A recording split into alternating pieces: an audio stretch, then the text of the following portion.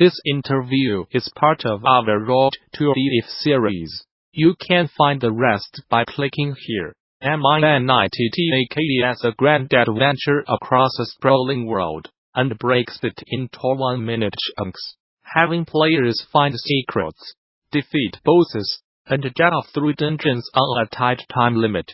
Gamasutra sat down with Calis, one of the developers of the Gamasutra Canale Grand Prize nominated Minute, to talk about the benefits they saw in working with limitations, creating secrets and the sense of progress with a short time limit, and how removing failure can help inspire creativity. Minute is made by Kallio, Johann, Nijman, and Calis. I am an artist, designer and writer. It's basically impossible to sum up the roles into one word, because everyone puts so much of themselves into the game. So we are all multitaskers. We've all been working on bigger projects for a long time. Kallio, both launched Lambia's nuclear throne. Dominic came from accounting via with crows. And back then I worked as a producer on Greatest Horizon Zero Dawn. With Minute, it's been the total opposite, which was really fun. Minute started off as just a jam, and devolved so much from there. The biggest growth was adding limitations. Everything from a time limit and simple controls to black and white art, thinking tools, game maker, as a sprite, able to and must paint. Nothing out of the ordinary. A lot of the game is very true to what we wanted to work on and talk about.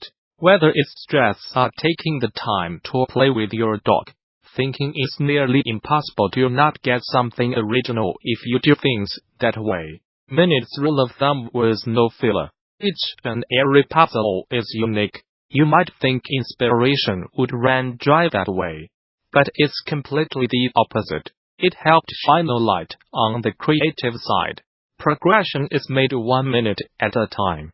Please dying does not necessarily mean losing. If you find an item, it's yours and yours forever, which helps. The next run, you will still have those first issues, the water can, access to the secret teleporter. It's kind of easier that way. With every screen, we wanted to do a little something special. And hiding secrets is by far the funnest. When it comes down to timing, it's just playtest, and playtest. To be honest, it's not just art. It's also self-expression and sharing a story. There's a lot to it. For example, with NPCs it's animation. One line of dialogue that communicates personality, hints, jokes, etc. So it's all in the details. Clear out the clutter and focus a little more on one mechanic.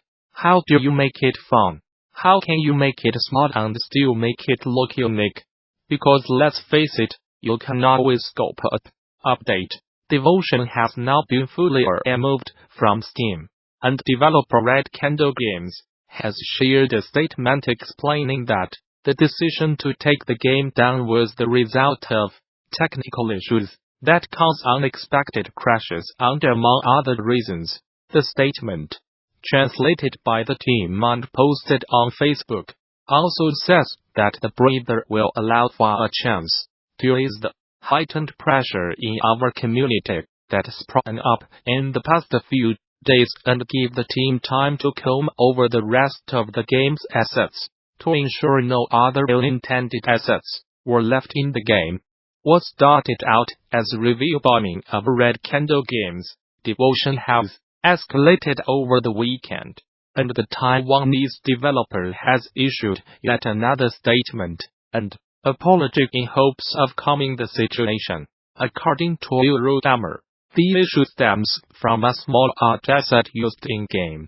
A poster that references a years-old meme that mocks Chinese President Xi Jinping over the Chinese government's 2017 censored-driven ban of Winnie the Pooh movie. It's not the first time a small art asset like this has turned up trouble for a game studio. Many companies have come under fire in the past for using inappropriate images in a shipped game, but for Red Candle Games an apology and quick fix seemingly have not been able to calm the storm. Shortly after the poster was discovered, Red Candle Games issued a statement on Steam, saying that the art in question was a placeholder that was accidentally included in the final game. However, once the poster caught online eyes, Devotion saw its Steam reviews plummet from overwhelmingly positive to mostly negative. Currently, the listing has recovered to mixed, but have 9,000 negative reviews to 5,800 positive ones. When the art material was made, each teammate was busy working on one's own tasks while chasing the deadline. None of the other colleagues were aware of this.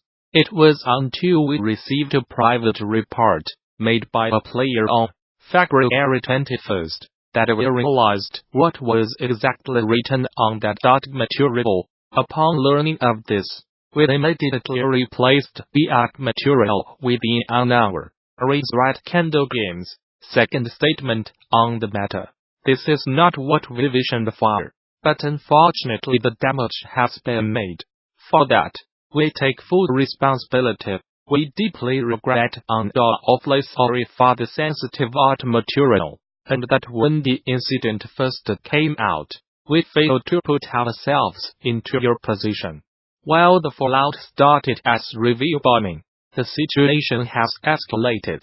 Red Candle Games says its relationship with its publishers in Devon and Winking Skywalker has been terminated, and the studio is on the hook for relevant loss based on the terms of their contract. The studio has seen its account on the major Chinese social media site Weibo shut down as well. The developer's third statement on its Steam page mentions that information ranging from incorrectly estimated to intentionally falsified has been making the rounds online, and asks players to shift the focus back to the game's core message while the studio decides how to move forward. Video Game Deepcase's weekly newsletter from video game industry watcher Simon Calis, DD, Gamasutra Code Runner, rounding up the best long-read standout articles videos about games every weekend. This week's highlights include a look at smash hit Taiwanese horror game Devotion, quirky art tutoring game Art School, and the latest behind-the-scenes video on Supergiant's early access title Hades, among a whole bunch of other neat articles videos. Well, that week flew by, did not it? But there is plenty of content in here, inspiring ground in equal measure, to get you through the weekend in good shape. Happy reading. Until next time. Simon, Curator. Miss Shit, the review, Philip War PC Gamer article. On the other hand, am playing a traveling artist. I came to this shade to paint pictures in tribute to my mother, via a type of in-game screenshotting. It's this art focus which sets this shade apart from other games, which muddle about in those Euro-flavored high fantasy settings. Simon, just note some interesting concepts behind this title. The best game design ideas from BD, the Game Overanalyzer YouTube video. This video is a summary and analysis of the best game design ideas we've seen in all the DD talks we wished, and I thought it would be interesting to compile all these ideas in one place for your viewing pleasure. The video is framed as a response to Chris Crawford's famous Jordan speech, where he predicted a lot of what is transpiring in the medium today. Simon, just note, an interesting compilation. Who says I cannot win dress ESPN article. Manbaz says it started with the Madden video game. His older sister, Jackie, pushed her brother to try new things and one day tucked a PlayStation controller under his chin. He learned to press the buttons with his chin and collarbone, unlike fighting or fantasy games, where he constantly had to engage Football gave him breaks. Sunless Skies tells its story slowly, but they are worth the trip. Rob Zacny Waypoint article. Sunless Skis disappointed me at first. The sequel to the excellent Celeste Fail Bitter Games 2015 exploration game that was set in the universe of their free-to-play hypertext adventure, Fallen London. Sunless Skis takes us to a new setting that mixes the familiar with the completely unknown. At its outset, however, it mostly felt as opaque and clouded as the billows of smoke so often cited in its text and depicted in its art. The Agent Before Regent, a Lost Rockstar San Diego project. Blake Hester Polygon article.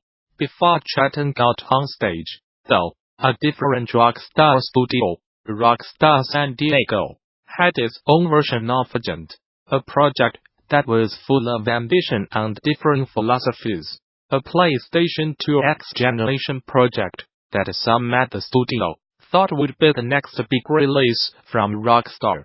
A project whose parts were partially repurposed in the first Red Dead Redemption. Talking to Just Cause 2 as game director about creating the grappling hook game brand new to video, Avalanche Studios, Magnetic Editors, was principal designer on Just Cause 2006, and game director on Just Cause 2, 2010.